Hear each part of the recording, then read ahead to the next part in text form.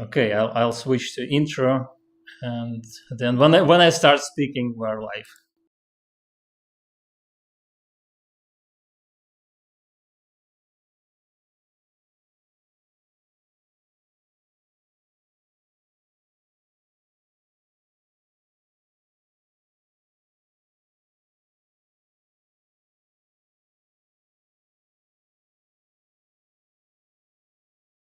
Are we? Yes, Are we? yes, we are. We're live. Brilliant. Hello. This is iBookBinding's live stream, and a bit unusual today. What's happening? Somehow something broke on. No. Then when I start speaking. No. Okay. Somehow it picked up picked up earlier moment on live stream. Anyway, iBookBinding's podcast, iBookBinding's live stream. Nice to have all of you here. If anybody's watching, and there were several people waiting for the stream, so I hope there are viewers there already. Today we have a special guest, France Huyard. Is joining us, an expert in early printed books, and nice to have you here, Franz. Yes, thank you. I'm very honored to be here. We wanted to talk about early printed books, about incunabula, for quite some, well, we discussed them quite a lot with Pavel and even with some guests, but well, I'd say we mentioned them, but nothing systematic just yet. Yeah. So finally we have somebody who knows a lot of things about them. So a nice opportunity for all of us. My co-host is Pavel. He's in Bulgaria for now. In Sofia, yeah. Sofia. And you're in a new place today, not just me traveling. Where are you? And I'm in Hamburg, where we were lucky to be hosted by Schmet in their office. So we're sitting in their office, and I thought I would have to stream, from a car, just from some random field, because we were driving since 5 a.m. to get here. But we got here on time, and everything's fine. So Franz, and you are where you are located? So I'm currently in Benfeld, which is about 30 minutes drive from Strasbourg. So that's in Alsace, okay. Which is in France for now. Well, let's hope it stays in France, but it's been going back and forth between France and Germany over the years in history. But so that's where, close to the starting point of early printed books, actually. Yeah, not far away. So today we're discussing early printed books, and as usual, if any of our viewers have any questions to our guest or to us, or just in general, please leave comments either on Facebook or on YouTube. And also, as usual, we invite you to tell us from where you are joining us, from which country, maybe which city, if you want to tell that. And of course, check the links in the description. There is a link to Franz's Instagram account, which is great. Yeah. So some more inspiring stuff for you to follow. And let's start. So Franz, how did it happen that you decided to work with early printed books? Well, I've always wanted to be in books. So I did a literary school courses and so studies. And so at some point, I think we were not quite 18 with my best friend. We were walking through the center of Celesta, where the high school was. And we were, that was the year we had to say where we want to go to university and stuff. And we walked past our favorite bookshop, and she went, "Worst case scenario, we just open a bookshop." And I was like, "Hang on, that's not the worst case scenario. That's great. Let's do this." And so I went on to study book selling, but that was modern book selling. And so that was in the south of France. And then I moved to, after my studies, I felt it was the end of it in 2008. So it was really not a good time to be opening any kind of bookshops or anything like that. And I was quite gutted because I was like, what am I going to do with myself? And so I decided to go to the UK to see how book trade was happening there. What, you know, which is I should say, which is an interesting choice for a French person. I guess. How come? Well, why not Paris? I understand booksellers market is also but that's great because there. at that point I didn't know about old books yet. And so I had understood that the French market of new books is very specific, with French laws that are protecting the prices and so on. And I was thinking, this is not a global thing at all, and I want to know how it works elsewhere. And actually, I worked in secondhand bookshops, so none of the laws apply. It's a sort of, you know, the jungle of whoever decides the price they want. And when I was working in Scoop Books, which is a bookshop in London, a secondhand bookshop, I found a 1602 Bible that was just sort of flying around on a desk. It was disbound. And I was just sort of, that's the earliest book I've ever seen. This is like touching history. It's insane. And that's really, you know, because so far to me, that sort of stuff belonged in museums and was never accessible. You could never touch it.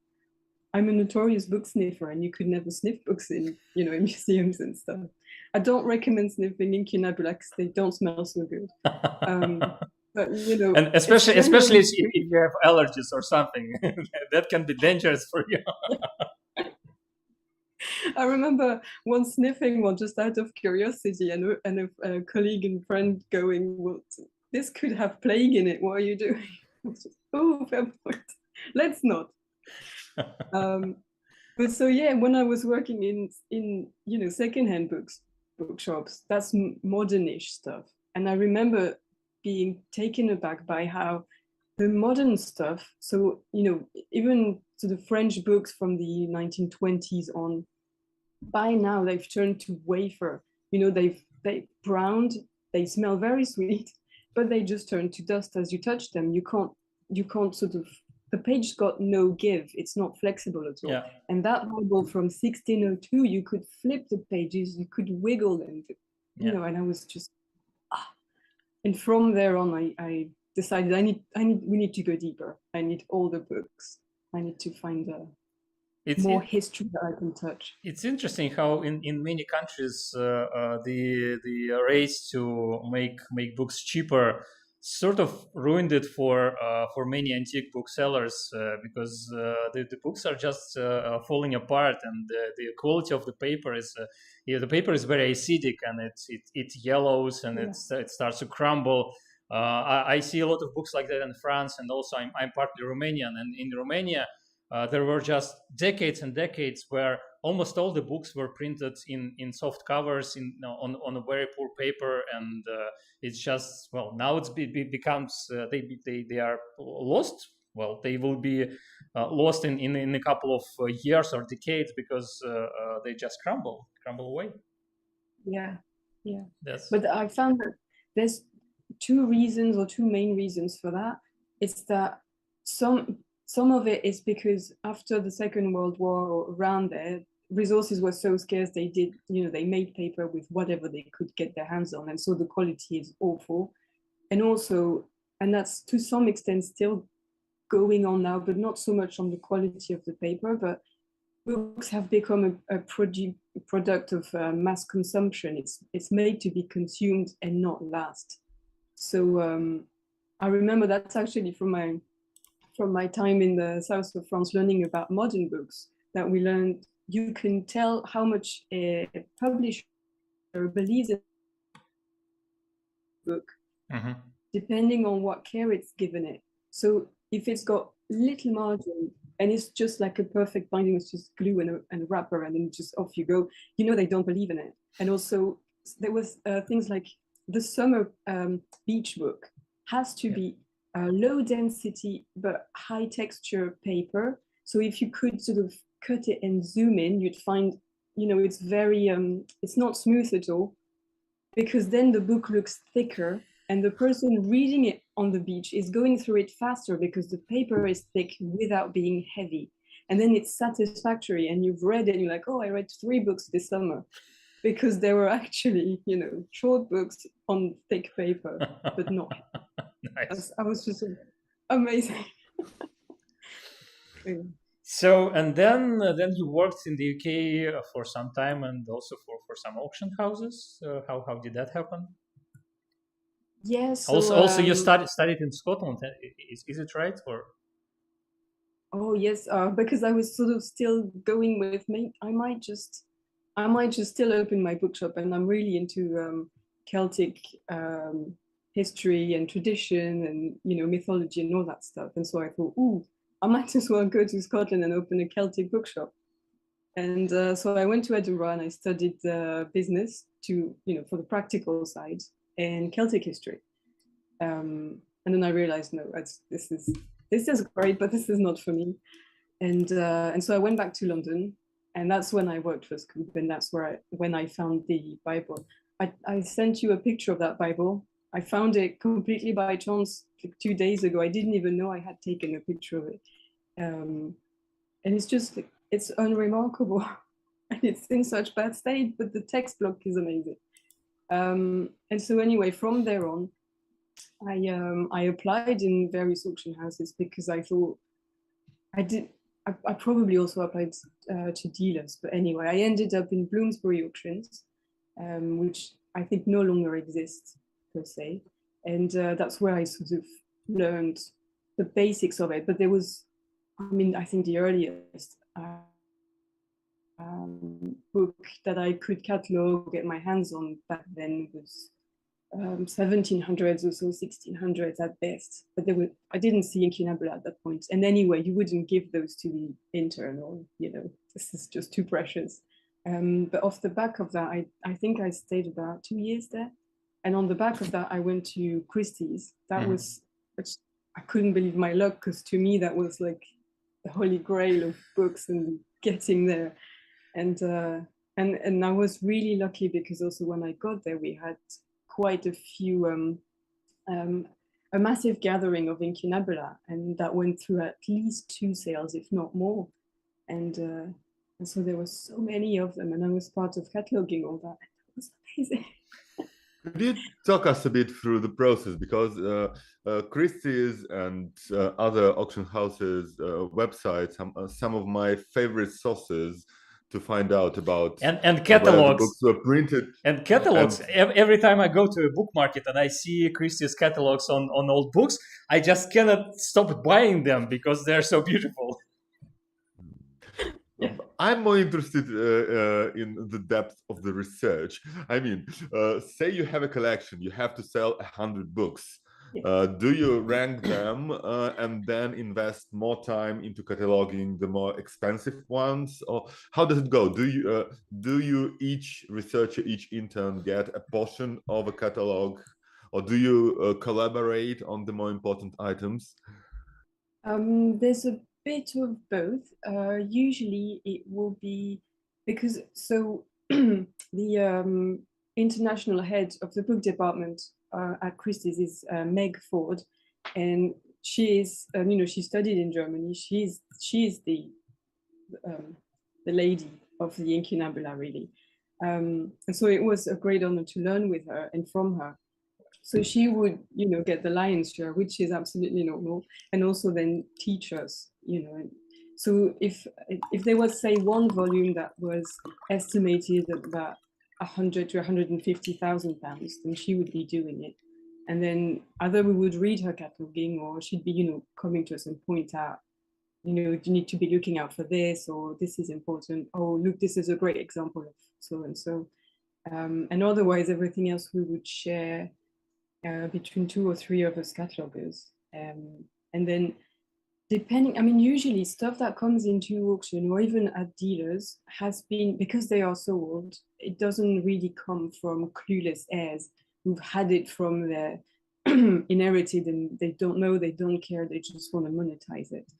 Most of the time, it will have been pre-catalogued, because the collector who had bought it, sort of loves that stuff, has done some research, and generally either already has made a catalog of his own stuff to some extent, or has, you know, little slips in it. With these ones were like typed on the typing machine with, you know, basic info. And then that's great, because from there on you can step up, because the basics are already done. So you just do more of the investigating. And that was my favorite bit, I must say. But also correct me if I'm wrong, but as the tastes and interests of the public change and grow, you need to put more research into areas that were not as well known before, as women authors say, or books about sexuality and gender, speaking of the newer trends. Same, even the bindings were not as cherished, say, 50 years ago as they are now. So are you do you when you work at an auction house as a cataloger, do you think about those things? What is interesting to the market? Not just the usual provenance stuff, who, what, where, when, but isn't it your purpose to make the book as interesting to as wide an audience as possible? Absolutely. You absolutely need to be telling people these 2 points or 3 points tops are why it's worth putting 5K in this book. And that these reasons, as you said, they can change over time, but generally it's down to a couple of things, and that will be condition, whether it's complete, where it comes from. So still provenance has some level of importance. And, you know, for not so old things, it could be, is it so the complete set? Does it have all of the illustrations? Has it been bound for a specific person? You know, what's the state of the binding? Does it have interesting, you know, manuscript inside? Because sometimes it's not even where the manuscript bit comes from, it's what it says, because some of them, you know, on the blanks, either preliminary or the last blanks, when they're still there, you know, you'd have someone putting an account of something else that happened to them, or, oh, by the way, this is interesting. It's completely unrelated to the book, but it would be a story about whatever was important to them. And then you'd just be like, oh, that's amazing. What's going on? You know, Could you share an example, perhaps? I don't remember what. But also, let me interrupt you mention... for a moment and just read a couple of comments we've got on YouTube. We have Adrian Domi, Adrian 2000, very happy to be listening to France Huyard from Brussels, Belgium. And Laurent Dufour, book sniffers, So that's a bit returning to our introduction. And again, if you have any questions to France, or well, maybe to us, please post them on in the comment section on Facebook or on YouTube, and we'll try to answer them. And if you share with us from where you are joining us, that will make us very happy. So let's continue. Sorry for this interruption. One thing I wanted to ask in the research department. So I understand rarity is not always a factor of the price, but very much can be. Yeah. And how do you research that? Because you say you Google it or you look the auction history and you don't find it, but it doesn't mean that it is indeed rare. Are there some databases? How do I research a thing like that? Okay, so there is two sort of, for rarity, there's two different sides to it, because is it rare in its availability, or is it rare full stop? Because you'll have copies that are in libraries or, you know, institutions, and copies that are on the market. And sometimes we've got 100, 150 or more in holdings, but only 2 going round. So in terms of rarity, if you're buying, that's something to consider. And so to find that out, generally you can go on Rare Book Hub, which is I don't know if you know that website. So that'll repertorize all of the sales and stuff. And so generally incunabula are sufficiently unique that they will have copy specific details, and then you can generally trace them when they've been sold, and you can see how often they go. And then for everything else, if I can share my screen. Yeah, it should work. Let me just see.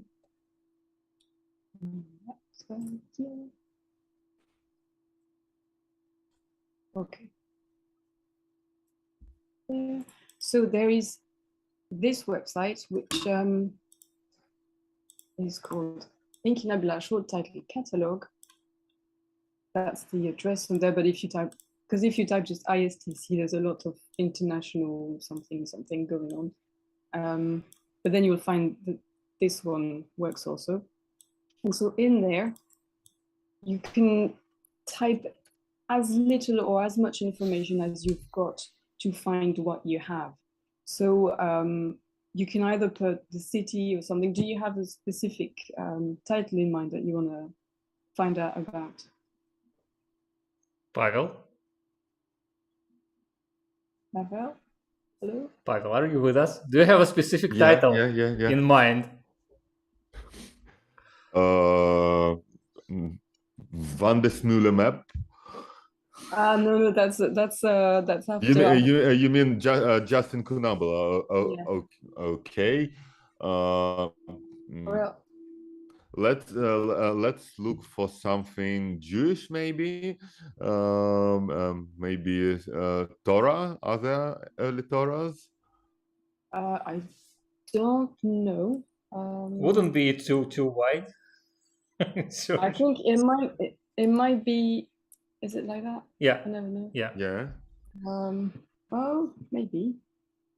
Mm-hmm.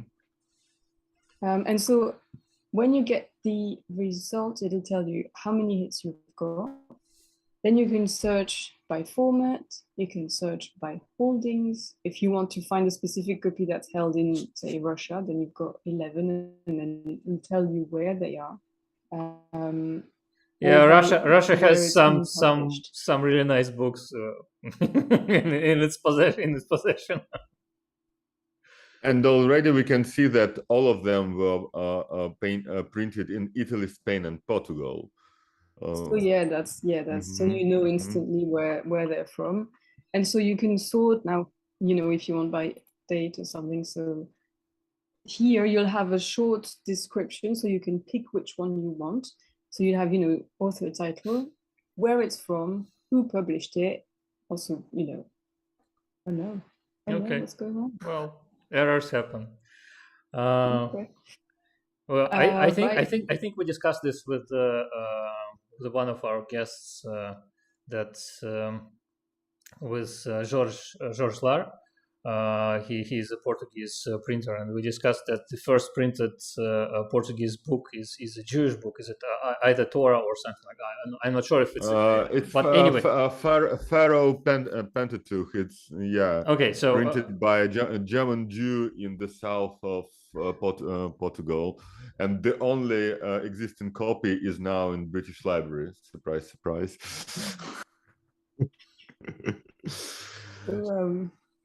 So you've got basic information. Anything that's in square brackets means that the catalog knows, or it's widely known, but it's not in the book.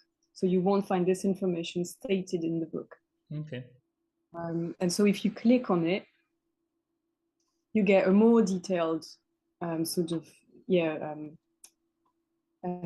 notice. And so you'll have the ISTC number for reference if you want to quote it, which generally you do, because it means that that this particular copy of the incunabula you've got has been repertorized already by so many, and ISTC, which groups everyone, as you'll see in a minute. So you've got format, you've got the reference work. So that's generally, these are in this order.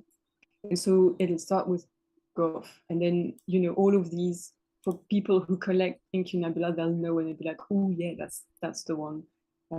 But some people just put the ISTC number because they know it sends back to all of this.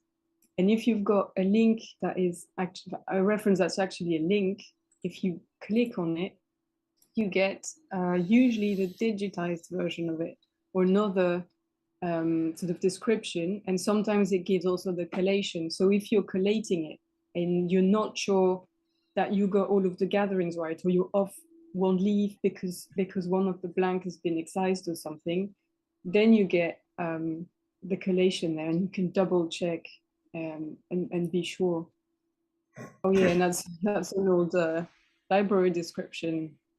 And could you perhaps not decipher, but at least explain what it is we're looking at? There are lots of letters, and I often see things like that.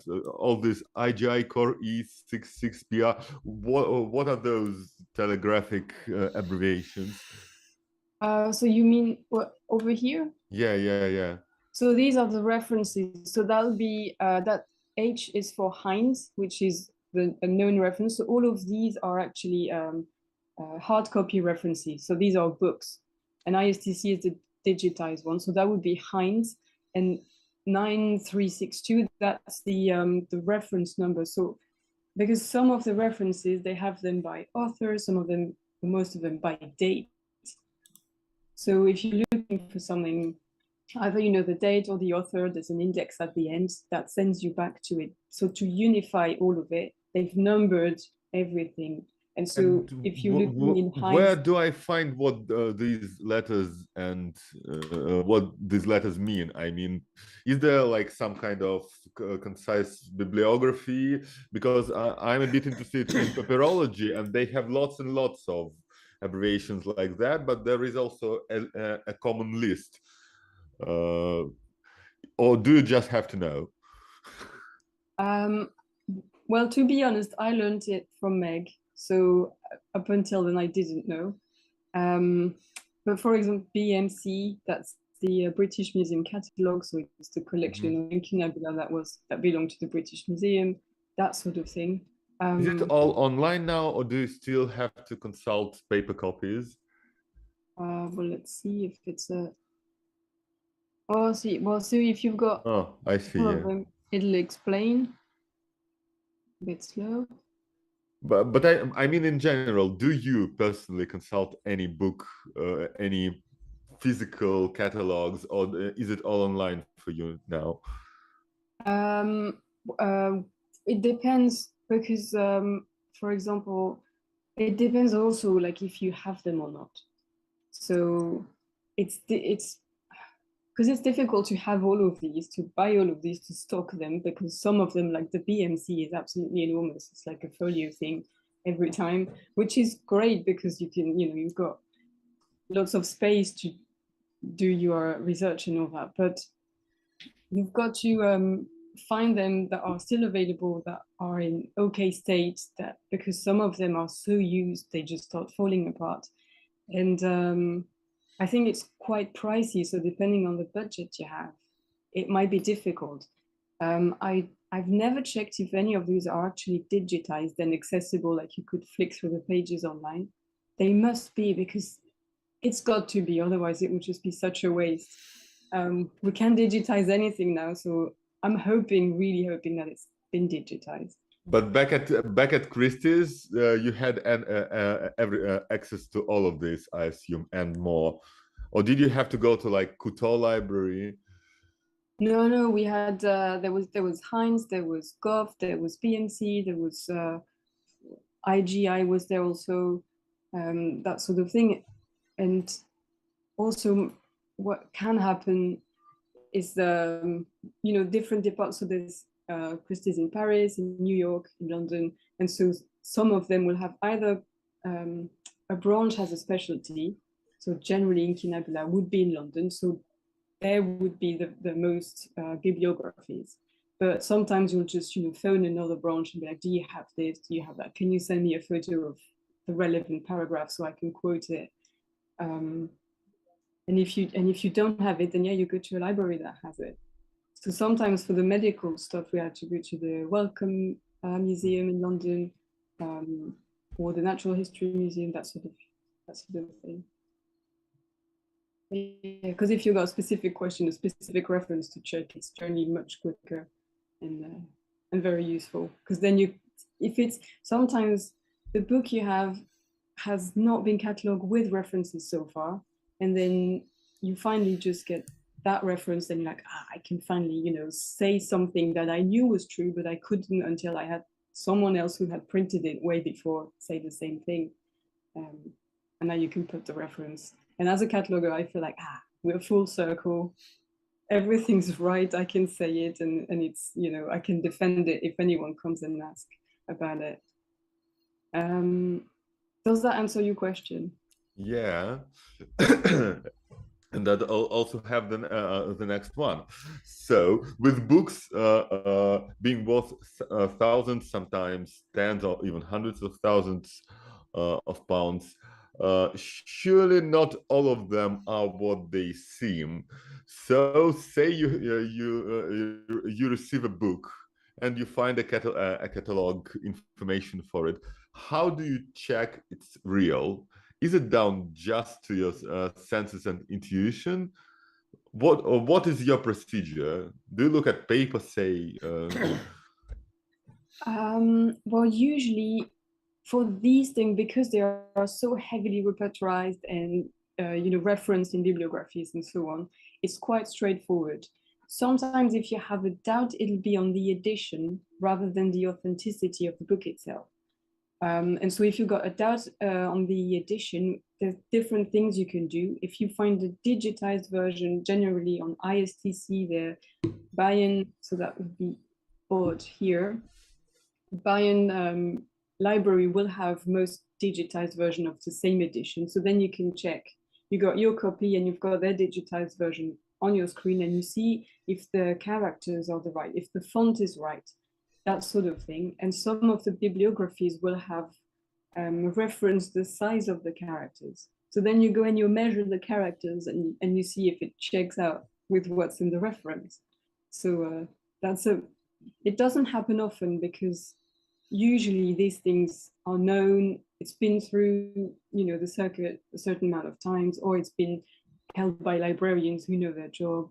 It's there's little authentication that goes on in this specific. But what about splicing? I hear that sometimes they take a title page from one edition and paste it into book of a later edition.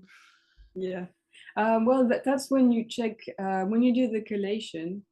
I'd really like to find something with a collation. I mean, so generally, at least in BMC, for example, you will have the list of collation and it'll go so A6, B8, C6, and so on. So you know that in the gathering A, you'll find 6 leaves, in the second one, 8, and so on. And so from there, you can find out that it's missing a blank or not. And usually, if one has been added, so if one is missing, your count will be off and you know what to look for. You know you're looking for something missing.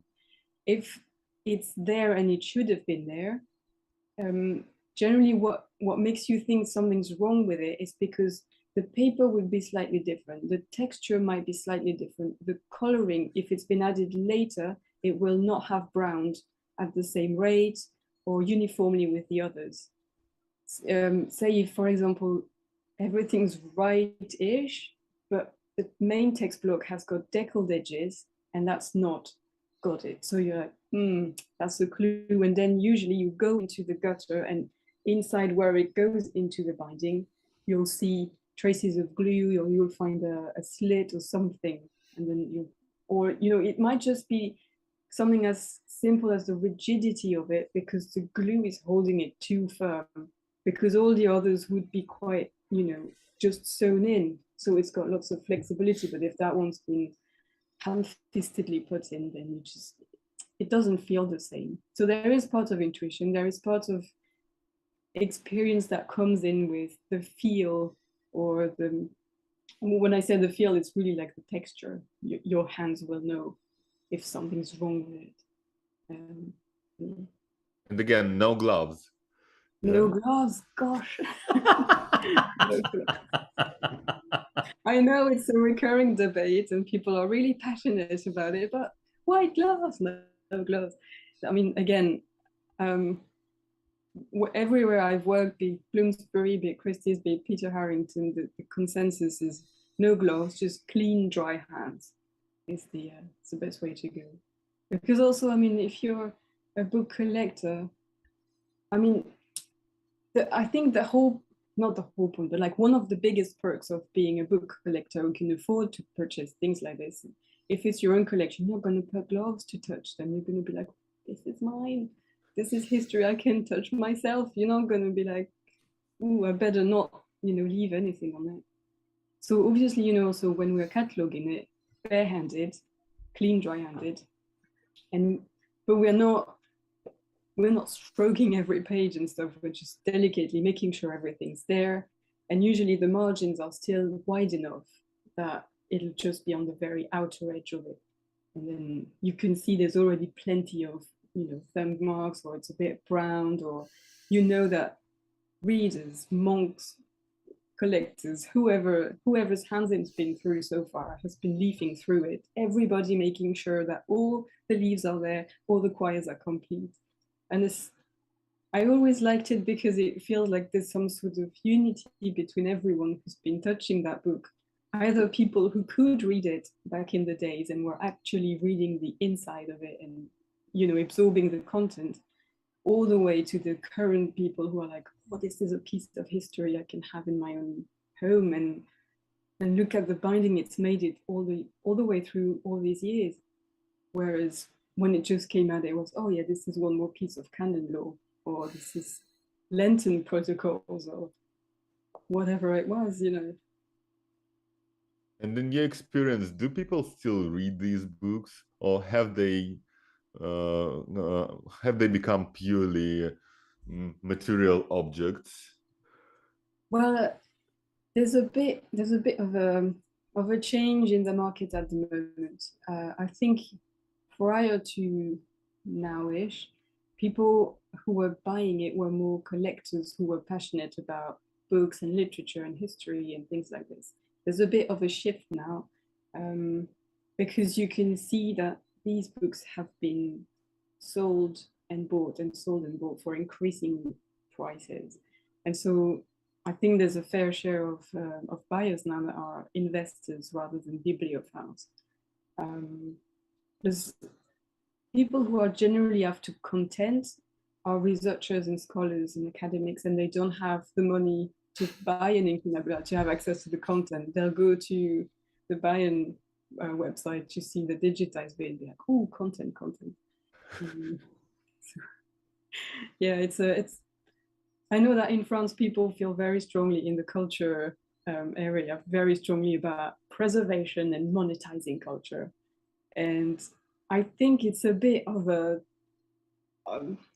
shame to think like this, because generally the conservation bit in libraries, depending on the library, will have a budget tied to the current government, tied to all of that thing. And so they are, to some extent, prisoners of what they can do with the money that's being given.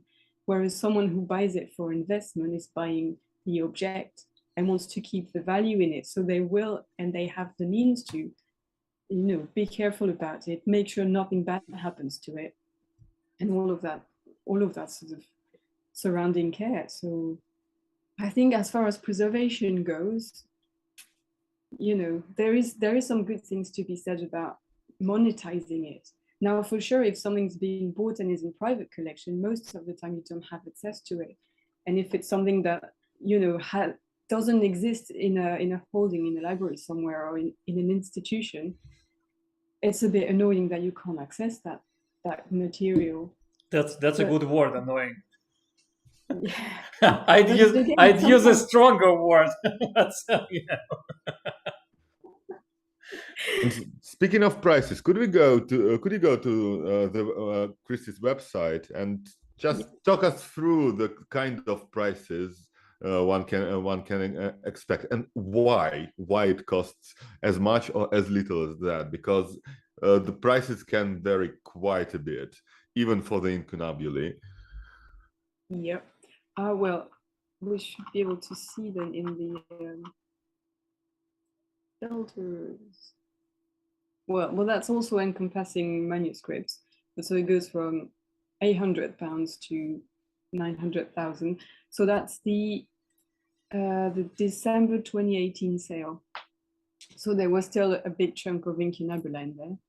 And then, so at the beginning is manuscripts.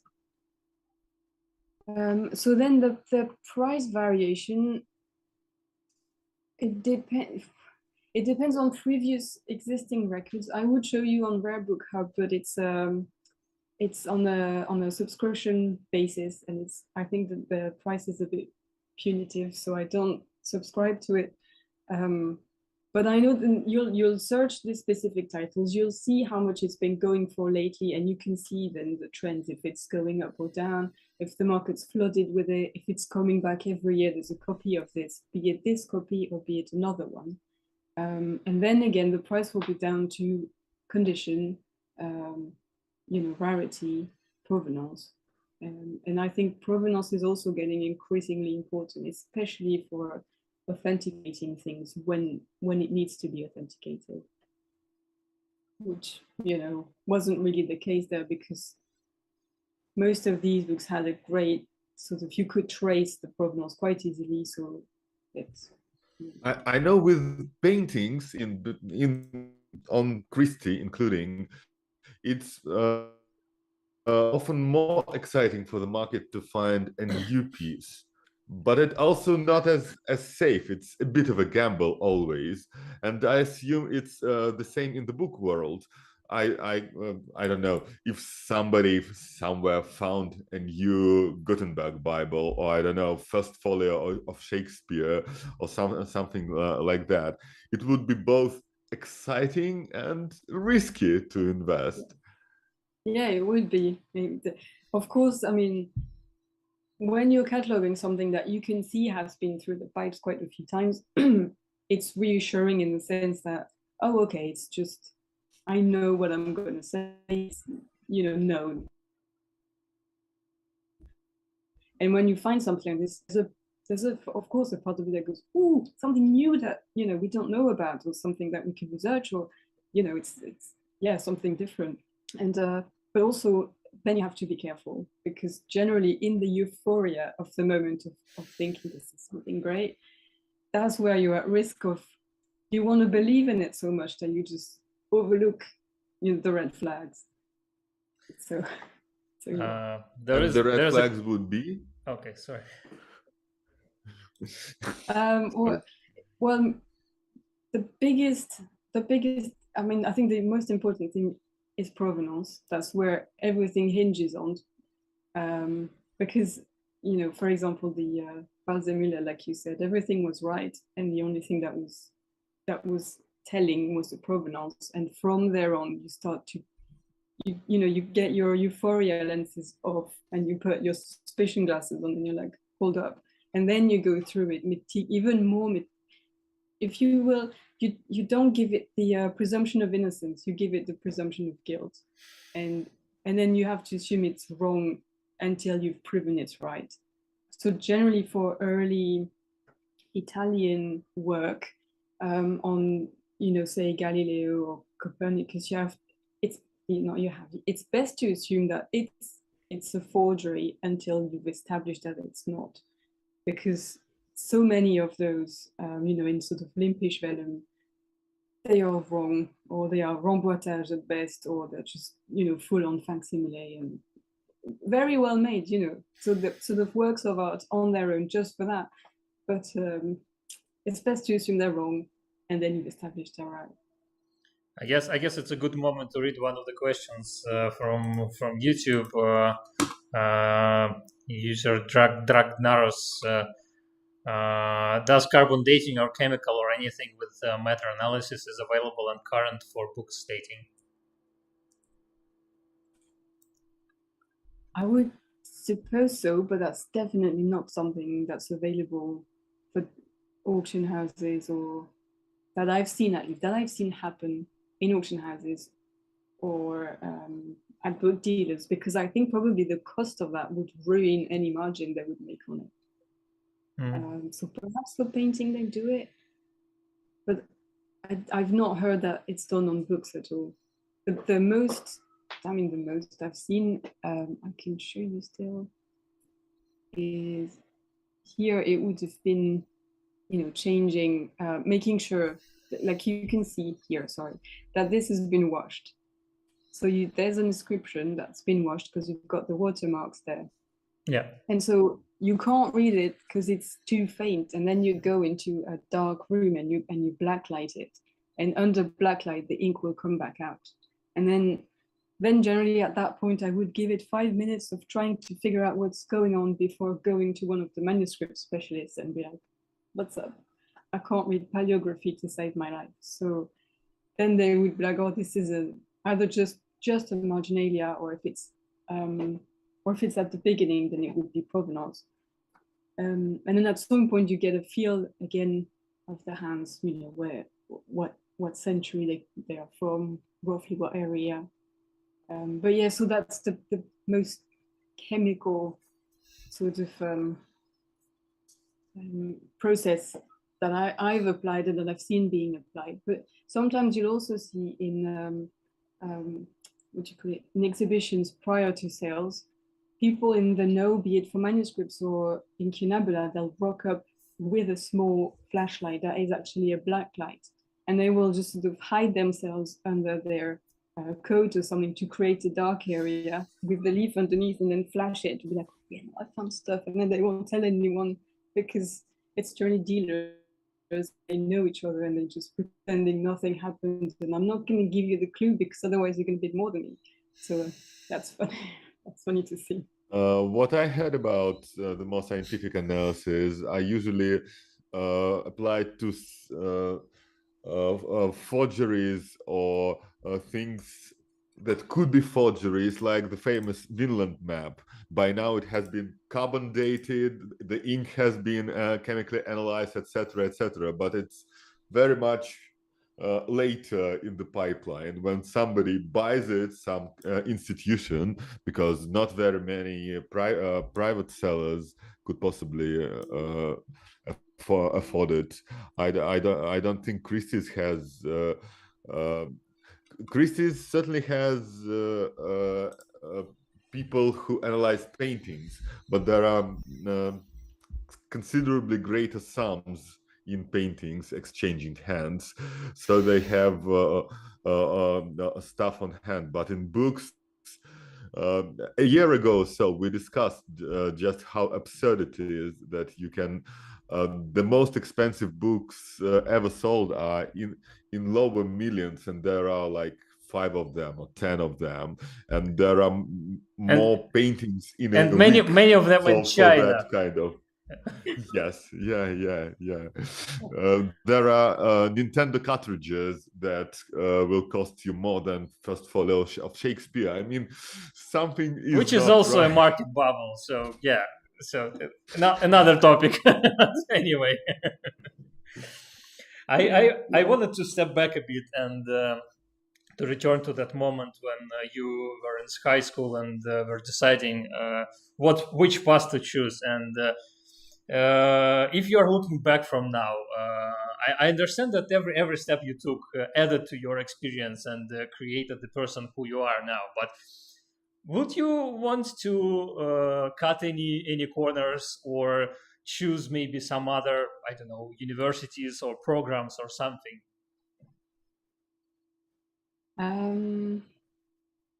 I think I would, yeah, perhaps have done more of a. I would have insisted on history of the book, but I think we had like a module over one semester of history of the book. I must admit, most of which I've completely forgotten now. But I do remember, you know, codex and papyrus and Pico de la Mirandola, and you know, some, you know, a few characters like this. But then again, I think perhaps it's, you know, the whole path that's made me starved for old books. And then if you're not hungry enough when it comes to you, you're just like, what else? But when you've been coming to it and it's not been given, you know, because I don't think I would have realized what I would have been looking at if I'd seen an incunabula when I was younger. Because to be honest, I grew up so in the area I'm in now, which is between Célestat and Strasbourg. And in Célestat, there is the Humanist Library.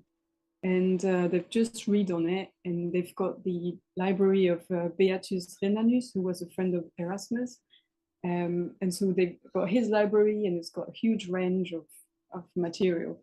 And I remember, going there as a kid, to visit, the cultural outing with the classroom, and just thinking, yeah, it's books, and yeah, it's like in the movies, because you see it in the films, the old medieval shelves with the chain and the books and everything, and it was the same there. But then as a child, I didn't have the sort of hindsight to realize that what's in films doesn't normalize what you see in the real.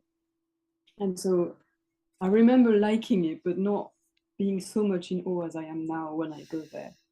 Because now I realize the odds of it surviving are so thin, and it's still here. And you can't appreciate that when you're younger. And if you could choose any place to go and spend a couple of years studying book history, where would you go? I know a few friends who would tell me Paris, of course, because that's the neuralgic center of the book. But I don't like Paris. I'm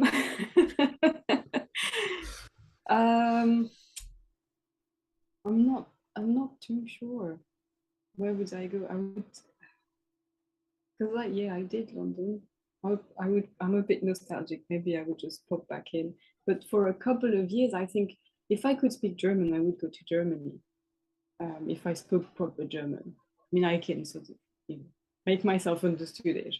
But if I would study incunabula and stuff there, because they've got, I think, the biggest and most accessible material and history of the book. It's all quite down and structured and already rolling. I know that here in east of France, they've only just launched a book history course, which is French and English.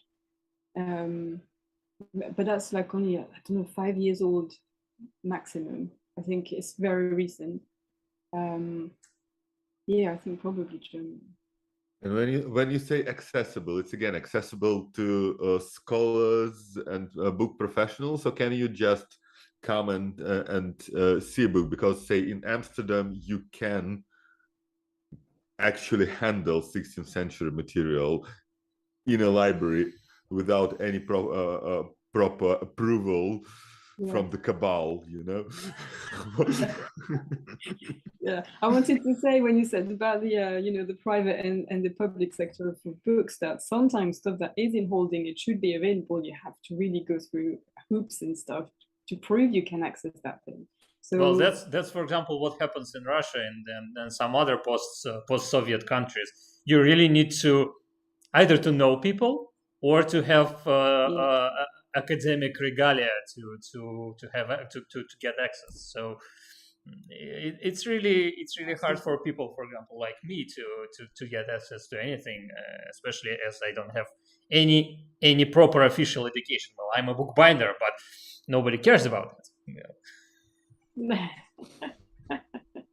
you're not a threat or something. Yeah. Because I remember there was, I don't remember which year, 2017 or 2018, at Christie's, there was a manuscript scroll. That was the Ripley scroll.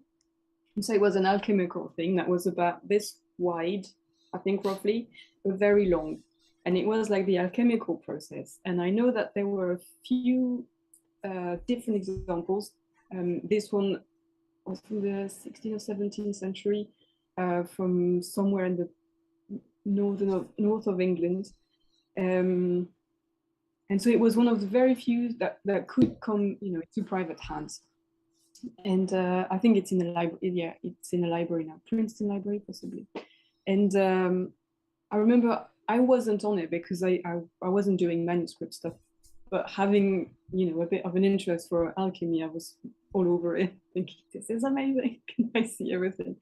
And so I went to the Wellcome Library because they had also a scroll that was the same process, but with different imagery. There was, a couple of variations here and there. And so I wanted to see that for real, and they hadn't digitized it. And so I went there and I asked if I could see it. And again, I had to take an appointment. I had to show that I was working at Christie's, and I'm not sure that if it wasn't such a big name, I would have gotten in. I had to have precise questions and precise things I wanted to check against stuff, because otherwise they wouldn't take it out. And I just thought, that isn't the point for people to access. I'm not, of course you're not going to rough handle it, because if it's all been rolled up, when you unroll it, depending on the paper condition, it's going to crack and stuff. But I don't like that much.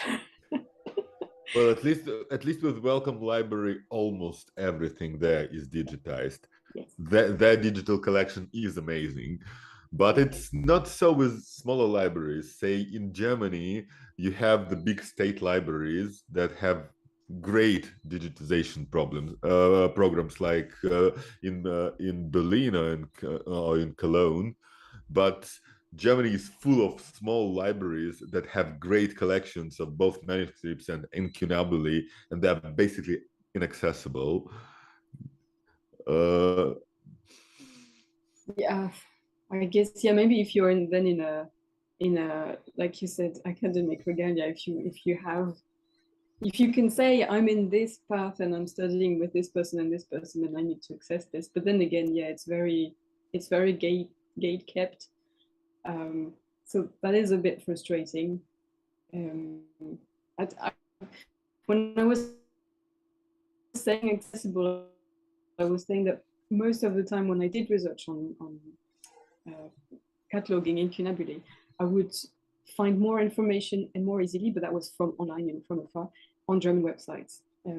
So, for example, I can show you that's one thing for identifying books. So we used to use, here it is, this website, Einbahndatenbank, or as we called it, iBB. That was our book nerd humor. Yeah. So you go in there, and I'm gonna just show you quickly a good one.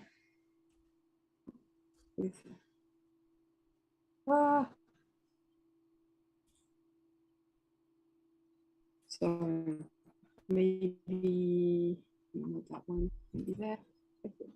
Here. So when you've got an incunabula with, in it, the not original, like contemporary binding over wooden boards, it's generally blind stamped.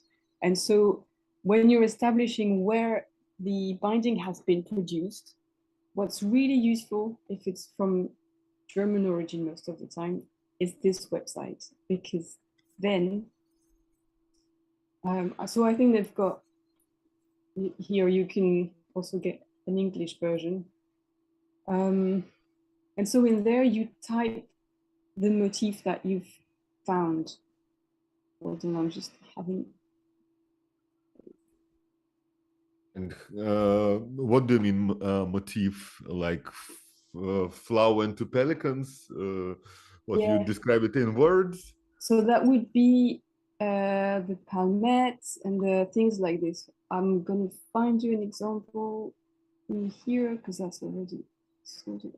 So that's the scroll. I can show you later. I looked at it earlier. There you go. So, sorry, my computer is having trouble keeping up with the slide. Yeah, this happens. Everything overheats. Yeah, I put ice underneath it, but it's still struggling. Maybe here you can see. So all of the stamps are one motif per stamp. Mm-hmm. And sometimes, maybe not for this, but sometimes you've got reoccurring pattern, and that's a roll. So it's the little wheel. Yeah. And so if you want to know, if you don't already know where the binding is from, then this website is a data bank of rubbings. So what you do is, like, the kids thing. I mean, I learned it as a kid. If you've got something that's in relief, you put a sheet of paper on top of it, and with a pencil, you do a rubbing of it. And so that's that. And so if you go, for example, I'm going to launch it right away. That's working now. So if, say, you've got an eagle, a motif of an eagle on your book, and you don't know, what's going on. Now it's a bit tricky because in Germany, eagles are very popular. So you're going to have pages and pages. Like you see more than 10 pages return, 200 returns. So, and then what you do actually is you compare. And generally, what's happened? Adler? Did that not work? So you go into field and you pick which field you're after. Sometimes you know where it's from, but you don't know much more about it, or you know who made it, and so on. So we know the motif is an eagle. And then normally changing, isn't that changing? Yeah. So here you find an eagle there. Yeah. So that will be categorized under eagle and under something else also. You see it's also under saint. And if you know which saint it is, then good for you, because you can find them right away. But generally it will be in that sort of, diamond-shaped thing. Sometimes it's a double-headed adler. Here they're also putting harpies in because it's not always easy to figure out. And so that was one of my favorite things, finding out that thing. But then again, when you're making money and you're not an academic, you don't really have time to do that sort of thing. But sometimes it's good to make sure that you know where it's from. So once you found where something is from, once you found it here, you can quote it with so then that would be iBB number when you're giving the reference in your description, and it'll tell you here where it's from. And so it's been made in a workshop in Les Clous, for example. So if you see, that must be there now. Let's see. Oh yeah, that's the only example, of course, that doesn't show it. So generally you'll see if it says contemporary, because it's not sure here. So it'll be contemporary somewhere. If it's Augsburg, it'll be Augsburg. And then because you're sure of it, it'll show here in the square brackets the reference. And then you'll find the iBB number, blah, blah. And then you can find again the motif if you go into iBB and you put the reference number. Or you have a curis, or both. And curis is is a book, it's a physical book. So when I was doing it, I don't remember that iBookBinding Datenbank had the English version available. So I would go into the curis one. I would flick through the photos of the rubbings until I find what's up. And I've got a deer, for example. Deer is Hirsch in German. So I go into there and I type Hirsch, and then I go through the Hirsches to find the one that I'm looking for.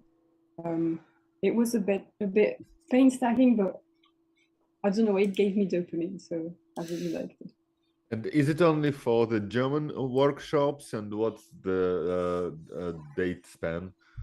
I think sometimes it's also Swiss ones, but it's mostly German. And is it only for 15th century or 15th, 16th century? What kind of could you hope to I only ever find used it there? for incunabula. Incunabula, yeah. So I'm not sure about that. I know there are similar databases for watermarks, for example. Yes. And but yeah, there are several of them, and they are not connected, and so you have to work with more than one database, and that's an unfortunate thing in our connected world, that all these databases are not connected yet, and you still have to go through a lot of online catalogs as well. And I hope everything will be digitized and you will have access to everything. And we discussed this. We discussed this with Pavel quite a lot of times on our podcast and our live streams. That for me, for example, as a bookbinder, it's a great. It makes me really sad that oftentimes when you find a digitized book, the binding isn't described, and or it's not photographed, and you have the contents of the book, but almost nothing about the binding. And I'm interested in the structure. So there is almost nothing for me there online.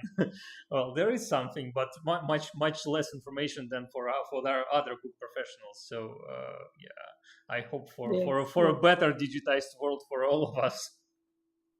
Yeah, I think that you never know. That could be something that becomes a selling point once interest shifts to that. Yeah. Because for now, the selling point of these bindings is that they are contemporary. The metal furnishings are on it, and it looks nice. It's not too rubbed most of the time. And sometimes you got a label of library or medieval monastery library or something like this, and then you got a bit of perspective on it. Yeah. But apart from that, there isn't much more. So that's why I was, loving doing all of that investigating work, because then I was missing home a bit, and sometimes it was a workshop close to home, and I was like, oh, come from close to my place. So it's dumb, but I felt like, oh, it's near Strasbourg, or somewhere like that, and it just it felt good.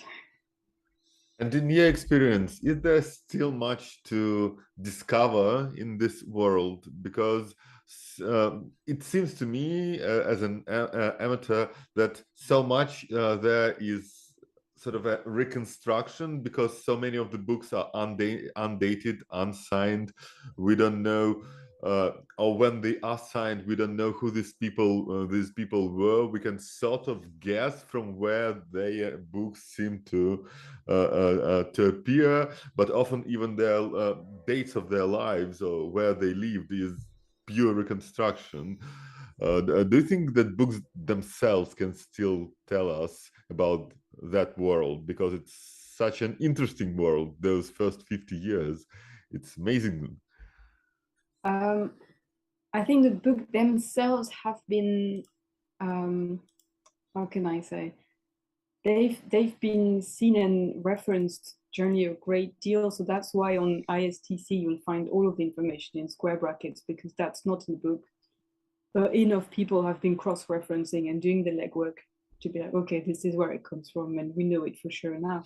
But I think information about what you're talking about is going to come more from peripheral material. So that would be, correspondences that might be found between this publisher and that publisher. And then you'll find out, oh, they were, I don't know, working together on something, or they were having struggles with this particular issue, or, that's, I think really the epi material will be what will bring more insight into that sort of, into the process and the dynamics between them. I think there isn't sadly much more left to discover in terms of incunabula themselves or books of that time. Really. I really hope so. Yeah, of course you do, but like I feel like sometimes it's a bit like the Truman Show, when he says, I want to explore the world, and the teacher goes, everything's been done already. And it's heartbroken. Yeah. So my wife decided to join the viewers of our live stream and says hi from Hamburg because she's in the next room. So also on a tangent, going on a tangent, your Instagram handle is Book Snobs and Broomsticks. Can you speak a bit about it? I know. So I did the Instagram when I was at Christie's because it was part of the, phrasing profile and so on, and I got addicted to it. But the name was, I was struggling with the name, and I think it was a concerted effort with Mark Wilcher, who's still there, and Julian Wilson, who's the map specialist there, because I think, if I recall correctly, it's because I was humming all the time, bobbing along, which is the music from the film Bedknobs and Broomsticks. And because I was into alchemy and stuff, and I liked that film, that was a good sort of mixed together. And it was bringing books and magic, and that was it. So yeah, and I think we were quite proud of the pun, until we realized it needed 2 S's to be sure that nothing would be misunderstood in the book's notes. Yeah. Yeah, okay. So we also discussed discussed that we may talk about this bit of news from a couple of weeks ago with a Jewish book claimed to be the first printed European book, and you told us that you may share some thoughts on that. Are you ready to do that? Yeah, we can do that. We can do that. So the article itself was also referencing that this finding, or this diamond, was it a huge diamond of a book or something, had been, it's sort of old news to some extent because it's been found in 2015, and as far as I'm concerned, if it's been found then and then presented to the National Library of Israel and they noped it, I think it's a nope. Yeah, I think it's already suspicious. Yes, I think that alone already raised red flags when I read the article, and then it just got worse, if I can say, at the end when he was saying it's a personal vendetta and then it's an ego in politics and stuff. Because I know in the medical field, when something new comes up, when studies are made and proper, that there's a couple and it's you can get an actual conclusion with something useful in it, it takes about 10 years to catch up with the application of this discovery. But that's that is their politics and the reticence of changing ways. But in the book world, so little changes and so few discoveries are made that if something like this was true, I think it would have been called on by now, and it would have been a massive thing. And there would be, I think, 2 schools of thought. One being, this is great, we need to change everything and correct the history books. And another one being like, well, even if it's true, nobody ever heard of it. So if this guy was a success when he did this, then he would have been in the history book. So it's too late now to, the boat has sailed, and that's it. What do you think it would take to prove something like that? Say we have a book that was made a couple of decades before Gutenberg, and it has no date. What would it take to prove that it comes from that time? It's an extraordinary claim. It needs extraordinary evidence. What kind of evidence would you expect? I think, well, aside from the chemical test that you suggested earlier, which I don't know much about, it would need, I think, an ironclad provenance. That's the biggest thing. And I reread the article, and it came from a guy who found it inside the binding of another book, which happens. It does happen. Binder's waste goes in there all the time. Manuscripts or early printed stuff, trials and so on. But when I read it, it raised 2 questions. Why did this guy open this book? Did he know that he was going to find something? Was the book in a bad state and needed to be opened up? Like, that's not delved on. And also, why is the original guy remaining anonymous? I don't like that at all. Why would he not want to be known, or why would he not want to authenticate? Because he's the originator of this.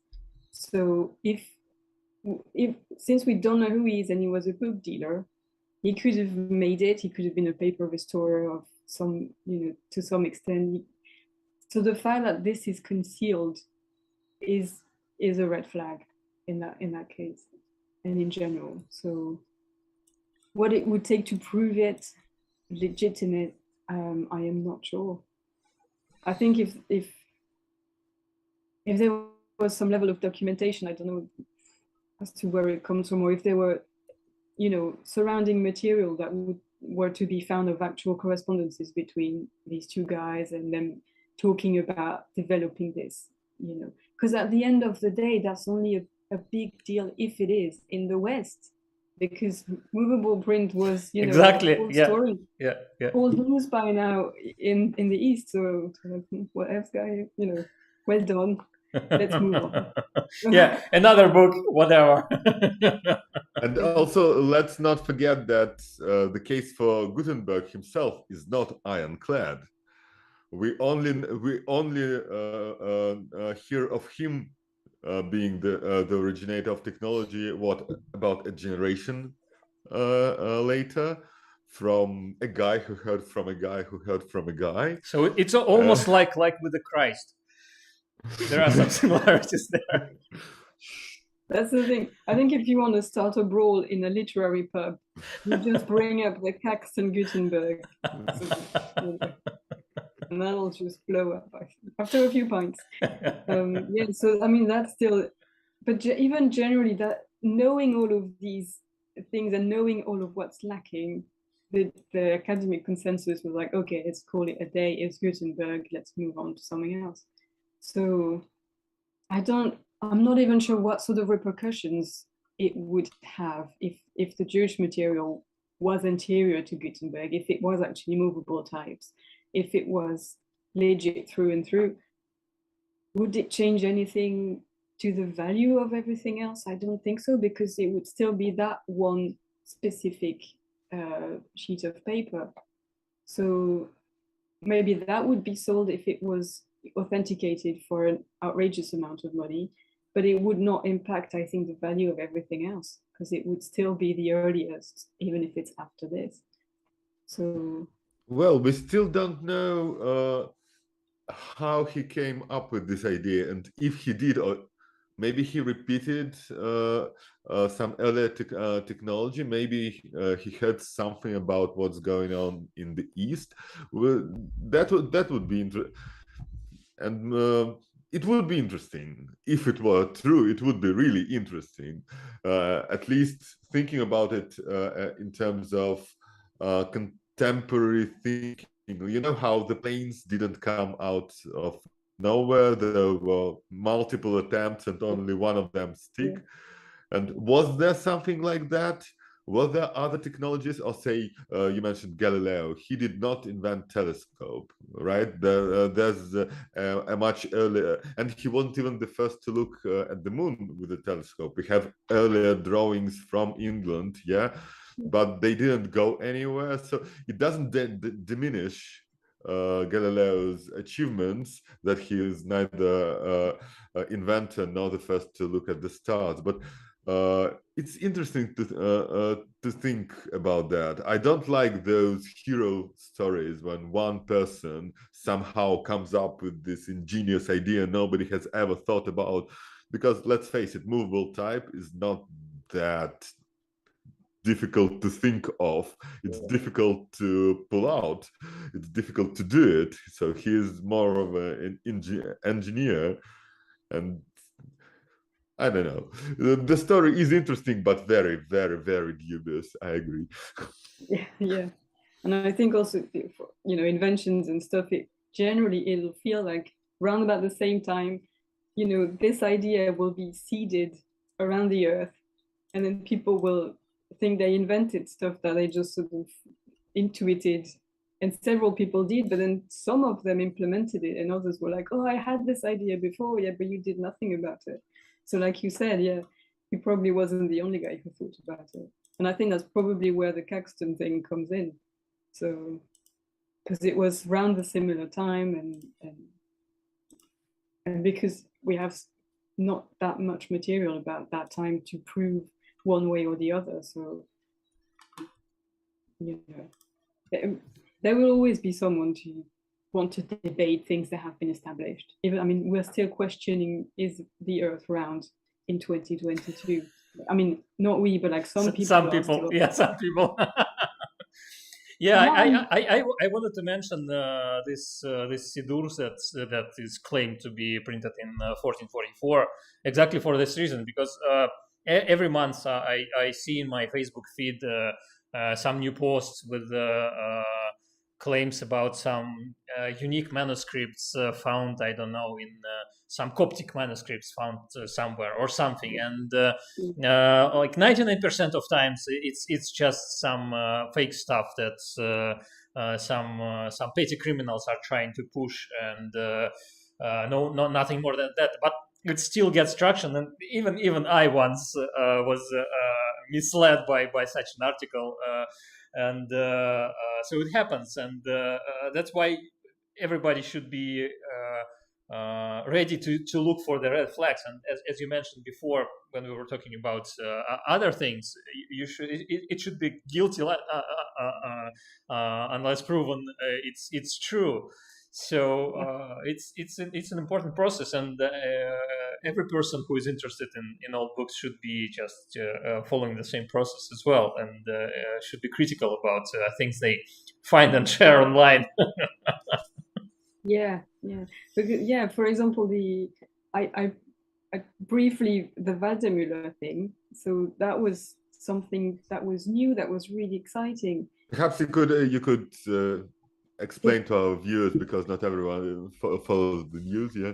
So that was at Christie's, a map which were actually gauze. So that's fuseau in French, of a map that you're supposed to cut out and then sort of you put together to make a globe, came up. And so that was that's the Waldseemüller map from 1507.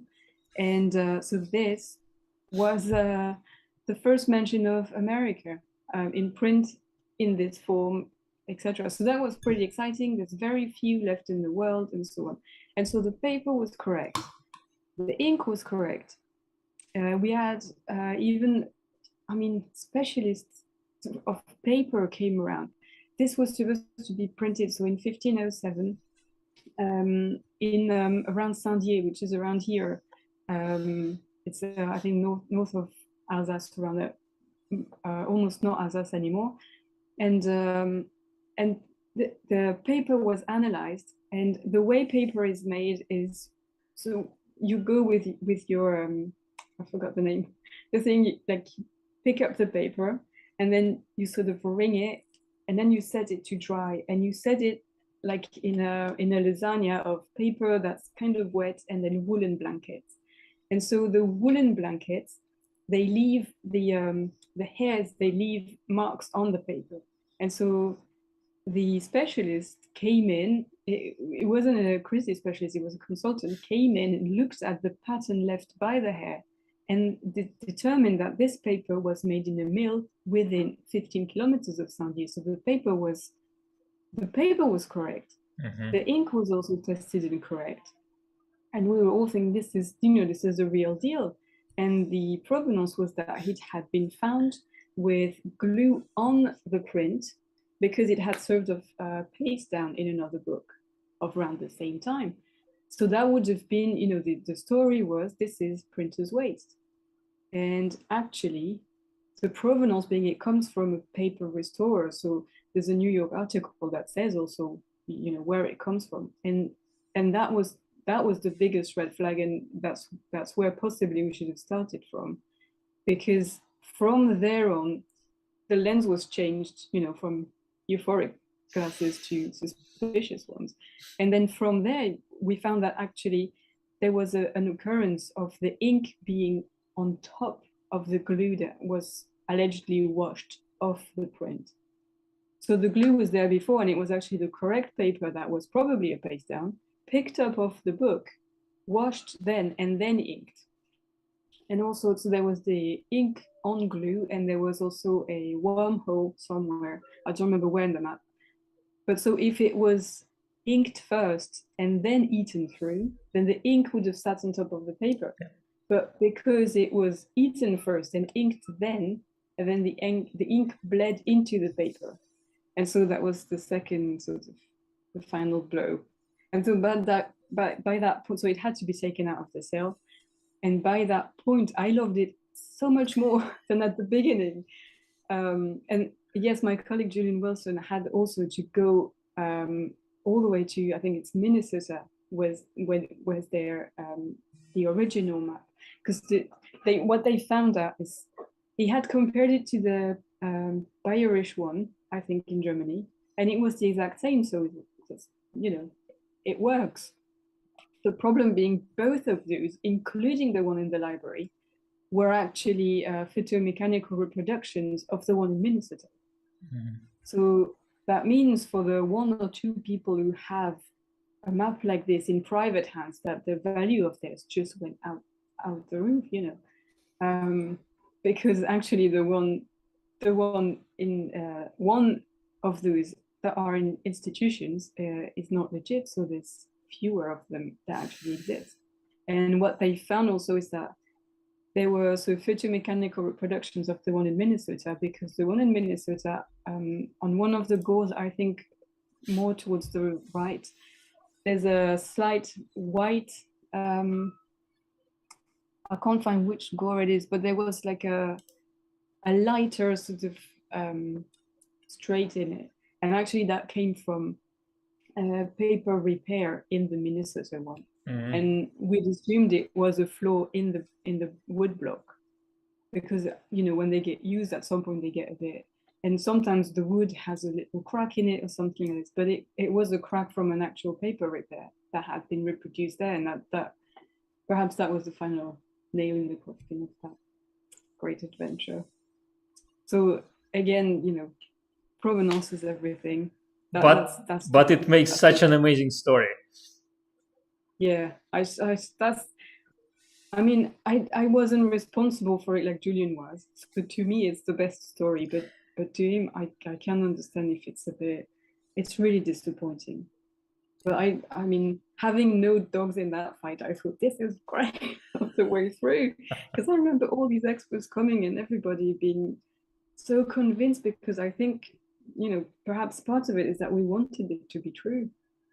So if you want something to be right and to work, then you tend to, love is blind. I think that's the kind of blindness we're talking about. Yeah, that's true. So we're getting to the end of our 90 minutes, and I wanted to read. One of our regulars has joined us, Real LWD on YouTube. Big hello from Lancaster, UK. As usual, nice to have you there. And maybe a blitz tour. Short question, maybe short answer. If you want to share this information, do you have any favorite antique bookshops to hunt for books personally? Because it's one thing to all these professional events where there are sales or auctions or something like that, and the other thing, visiting bookshops just for your leisure. Or if you don't want to give up locations, keep them to yourself. Well, there's two components to that. There's giving up favorite locations, and there's also the ones with great materials I can't afford. So it's like I visited Salon du Livre Rare in Paris for 2 times already, because we moved to France last spring, and I was able to visit it last year and this year. And it's like, you go there, and it's even worse than a museum, because in museum you usually can see the book from different sides and something like that. And here it's presented just for sale, and the price tag is like 5,000 euros, 10,000 euros, 200,000 euros. And you just, you stop caring about these books anymore. But there is a great one in Strasbourg. It's called La Jument Verte, as in the green mare, the green horse. And he's got like quite a wide range of prices. So some stuff is really, really accessible. I think he's got a nice website too. But yeah. Is it in your experience any, I don't know, not any chance, but are there at least some shops in France that sell not only French books? Because I went to this how is it called? I forget. There is this large book market in Paris, Marche Georges Brassens. And I like book markets. I spent a lot of time on the book market in The Hague when we were living in the Netherlands. And in The Hague, you can find books in any languages, in like Russian, Romanian, Hebrew, English, of course, Dutch, French, German, anything, almost anything, but many different languages. And here I went to Paris and to this book market. and 99% of books were French. With some exception of comic books, I guess. There were some English language comic books there. Well, I can read some French, and especially if it's a bookbinding tutorial or something like that, I can understand it. And I understand why there are mostly French books. But is there any chance to find other books in other languages in France in antique bookstores, or you just should give up all your hopes? I think the first one that pops to mind is Shakespeare & Co. in Paris. Yeah, okay. But they don't really do old books, I think. But you'll find books in English, and you'll get the fantasy, of a bookshop and like the Paris scene of international authors coming and sleeping there, and then you've got a bed here and a piano there, and it's the fantasy of it. Yeah. But I think, sadly, the French are very sort of self-centered. I'm so glad this is not in French. But I remember how shocked I was when I first moved to the UK to work in in Edinburgh. It was Southside Books, which is a tiny, very messy bookshop. If you love watching black books, go there, because that'll be the end. Yeah. It doesn't smoke in there, but that's it. And that's just modern times. Yeah, like 20 years ago, it was smoking there. And I remember being naively shocked that all of the material there was mostly not French, because I just came from studying the French literature, and I thought globalization here, globalization there. I thought everything was globalized, and mixed up, not at all. And in French bookshops, you'll find French authors, and then everything else translated works. Yeah. And that's having been now in the UK for so long, that's such a ludicrous way of sorting books. Just go for a male and female authors if you're doing this already. This is weird. And there I was like, but where are the French people? Oh, there's a tiny shelf there of secondhand stuff, and there's like 10 works in French. Okay, or even by French people. All right, and nobody cares. There's no Molière. What? There's only Walter Scott. There's only all of the English names and the classical ones. And then I realized, the French have been looking there all the time. Sort of like, oh yeah, French literature is great, and there's so much more to it. So, if anything, just for this realization, I'm glad I had the path I had. It wasn't always easy, but yeah, it was so enlightening. Interesting. So yes, I think finding English languages or other languages in France is going to be a bit of a stickler. Or you have to Google, foreign language bookshops or specific English books. I know in Aix-en-Provence there's one called Bookworm, which is mostly English works. Yeah. But only the English tourists go there. Yeah, the locals. Yeah. That's different because obviously when you are visiting a bookshop that's not oriented on tourists. It's a different selection of books and different approach to books. It's a different experience, and it's. For me, it's also almost always about the story. I love to see some, I don't know, marginalia, some drawings in a book or something like that, and I will buy it. Not because I need this book, but I mostly buy books about books and books about book history. But then sometimes I see some drawing in an old book, and obviously I will take it just because of the story, or about I found a couple of nice Russian language books in The Hague. Second edition of Dr. Zhivago in Russian language, which is, it's not a very expensive book. It's something like, I don't know, 200, 300 euros for two small volumes, much cheaper than the first edition. But then still, there is the whole story behind it, and the person who owned it was a translator from Russian into Dutch in 1960s or something like that, and I researched him, and so it was a whole journey for me. But in France, you just have to probably, if you are a foreigner in France, you just have to enjoy the bindings, and that's it for you. That's enough. That's a lot already. Anyway, many thanks for being with us and for telling your story and for telling about old printed books about incunabula. And I hope our viewers. Sorry. Sorry. What did you just say? Sorry, my connection is acting up. So yeah. Okay.